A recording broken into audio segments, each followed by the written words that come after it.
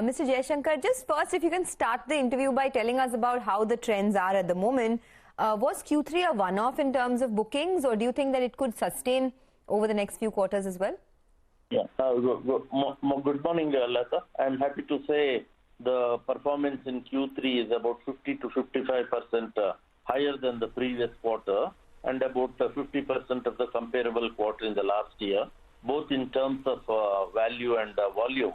And we expect Q4 also to post somewhat similar numbers based on our performance so far in January. And as far as next year is concerned, we generally don't give guidance, but we hope the trend should continue. A combination of pent-up demand, a combination of the people probably trying to shift the investment from stock market to real estate, and also the fact that real estate prices have been the lowest and in the last 4 years, and with inflation rate going up, it's a matter of time before the real estate prices also will go up. Okay. At the moment, there is no change in prices, Mr. Jaishankar. Are you flat, lower? How would Q3 have compared to Q3 year ago? So about pricing was about 3% higher.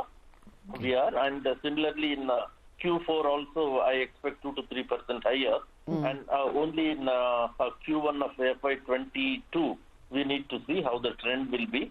But considering that there is a huge jump in input costs like steel, for example, and with government planning to spend 5 lakh crores on infrastructure in the next couple of years, there is likely to be pressure on cement prices also.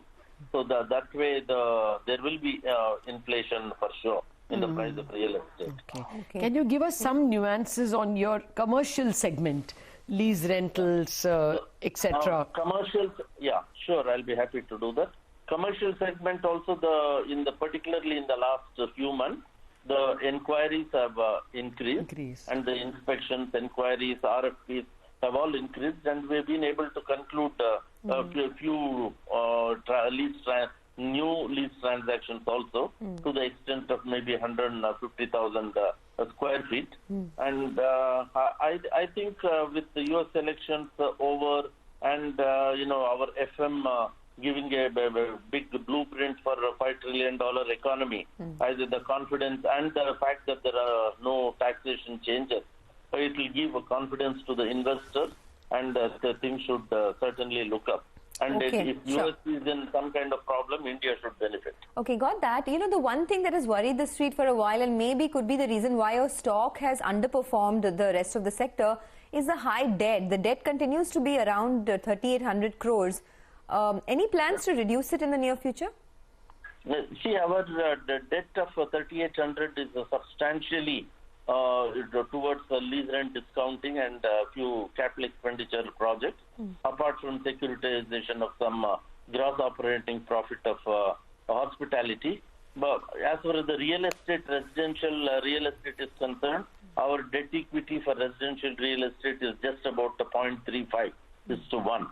So that way there is no major concern, and even in the last quarter we have net debt, we have brought it down by extra repayment of loans ahead of schedule by about 120 crores.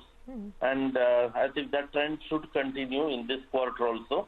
Overall, I think we are fairly well placed in the debt also. Okay. What was the final occupancy in your hotels business, and how was it likely to do? I guess international travel will, being very bad, will keep even Q4 a difficult one. Yes, Lata. Certainly the more biggest challenge is that of hospitality sector. What is very disappointing is the central government in the budget has not given any kind of concession from the COVID period. That's true. Having said that, the domestic business is improving month on month. Other than 2 hotels which we had to start in 2020, the rest of the hotels occupancy is upwards of 40% now. But even considering the new hotels, the overall occupancy is 27%. The positive side is, operationally we are cash positive in our hotels.